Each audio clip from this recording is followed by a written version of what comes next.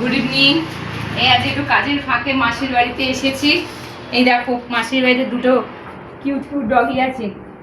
এই যে এই এদিকে এই এই হ্যাঁ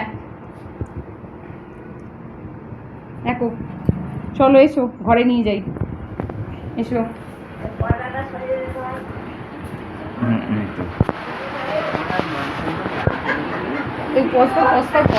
এই যে এসো, এই যে আমার ছেলে এসেই শুরু করে দিয়েছে।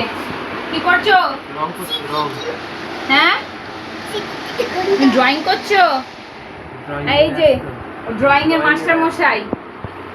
যারা যারা ওর কাছে আঁকা শিখতে চাও তারা তারা আমাকে জানিও কমেন্ট বক্সে, আমি ওর ফোন নাম্বার দিয়ে দেবো। দাঁড়া, ওর আঁকার কিছু নমুনা তোমাদের দেখাই।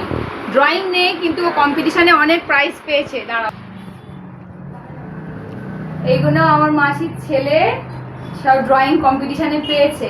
আপাতত এখানে রয়েছে এত, আরো অনেক গিফটস ওর আছে কিন্তু সেইগুলো তো গিফটস তো দেখানো যায় না। ব্যাগ, অনেক অনেক গিফটস। এই ট্রফিগুলো শুধু এখানে ওর রাখা আছে। ও কিন্তু খুব সুন্দর আঁকায়। এরকম আর একটা জিনিস দেখাই, এই যে মাসির বাড়িতে অ্যাকোরিয়াম। এই যে এটা মানে গোল্ডফিশ। আরো দাঁড়াও, আরো তোমাকে আঁকার কম্পিটিশনে এখানে দেখা, এই ছবিটা দেখা। এই যে মাসির ছেলের আঁকা একটাই ছবি এখন আছে, আরো পরে একদিন কোনো একটা ব্লগে তোমাদের সাথে শেয়ার করব। এই যে ওর সব কম্পিটিশনের গিফট এখানে রয়েছে, ট্রফিগুলো আরো আছে এই ঘরে, অনেক আছে ওর ট্রফি। দেখেছো, রাখার ওর জায়গা নেই।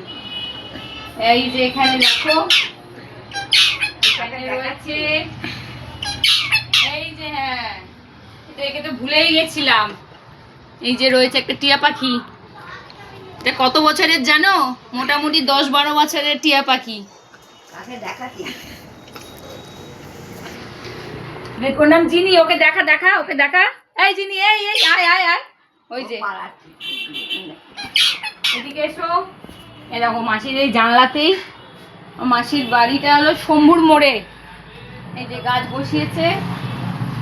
আর এই দেখো সব থেকে যে গপুকে দেখো, চুপ করে বসে আছে এখন শান্তশিষ্ট হয়ে। এটা একটা গপু আছে। আর আর বাদ বাকিগুলো কোথায়? এই যে ঘুমাচ্ছে এখন, এটা ঘুমিয়ে গেছে। আর ওকে আর ঘুম পাড়ানো হয় না। আর বাদ বাকি লোকনাথ বাবা, আরও সব ঠাকুর রয়েছে এখানে। মাসির বাড়িতে আমি আবার জন্মাষ্টমীতে তোমাদের ভালো করে সব ঠাকুরের সাজগোজ দেখাবো।